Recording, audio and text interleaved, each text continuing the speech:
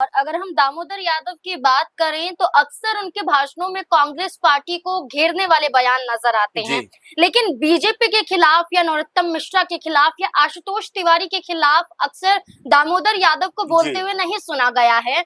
तो क्या देखेंगे कि क्या वो अपने आप को इस सीट पर जिता पाएंगे, क्योंकि हुँ। चंद्रशेखर आजाद की पार्टी से उतरे हैं जी। और यादव समुदाय का बहुत बड़ा फैक्टर इस सीट पर नजर आता है। हुँ। लेकिन बीजेपी के खिलाफ बयानबाजी ना करना, लेकिन घनश्याम सिंह के खिलाफ लगातार बयानबाजी करना क्या बताता है? देखिए, पहली बात तो ये है कि दतिया चुनाव में जिस तरह से दामोदर यादव की एंट्री होती है, उसको लेकर कांग्रेस पार्टी के बहुत सारे नेता ये कहते हैं कि भई दामोदर जो है वो बीजेपी के कहने पर यहाँ पर उतरे हैं ताकि जी। वोट काट सकें। और ये हुँ। सवाल जब दामोदर यादव से पूछा जाता है तो भड़क जाते हैं, कहते हैं कि भई क्या वोटरों पे हक सिर्फ कांग्रेस पार्टी का है? जी। क्या कांग्रेस पार्टी के बाप की बपोती है? इस हुँ। तरह के शब्दों का इस्तेमाल इस्तेमाल करते करते हुए हैं। दिखाई पड़ते हैं। और यहाँ पर अगर समीकरण को देखें तो हुँ। जिस तरह से आपने भी कहा कि देखिए नरोत्तम मिश्रा को लेकर वो ये कहते हुए नजर आते हैं कि उन्होंने उनसे मेरी बातचीत होती हुँ। रहती है, कई दफा उन्होंने मुझे फोन किया, मेरी तबीयत खराब थी तब मुझसे हालचाल पूछा, यानी कि ये बताने का प्रयास करते हैं कि बीजेपी नेताओं के साथ में उनकी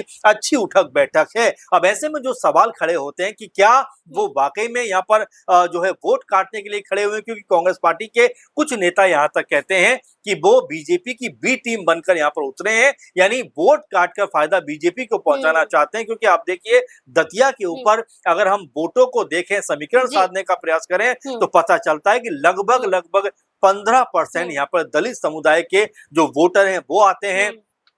7% यादव वोट बैंक आता है, इसके हुँ। अलावा 3-4% मुस्लिम वोट बैंक भी आता है। और ये 25-26 वोट जो नजर आता है दतिया हुँ। सीट के ऊपर, अगर ये यहाँ से वहां हो जाए तो किसी भी प्रत्याशी की हार या जीत होती हुई दिखाई पड़ेगी। तो क्या जो दामोदर यादव पर आरोप लग रहे हैं, कांग्रेस पार्टी के लोग आरोप लगा रहे हैं, क्या उसमें कोई हुँ। सच्चाई है? और या फिर दामोदर यादव कोई बड़ा फैक्टर यहाँ पर बनकर उभरते हुए दिखाई पड़ेंगे? क्योंकि अब तक उनकी जो बयानबाजी है उसको हुँ। देखकर तो ऐसा नहीं लगता कि बीजेपी के खिलाफ कोई बड़ी बात उन्होंने बोली है।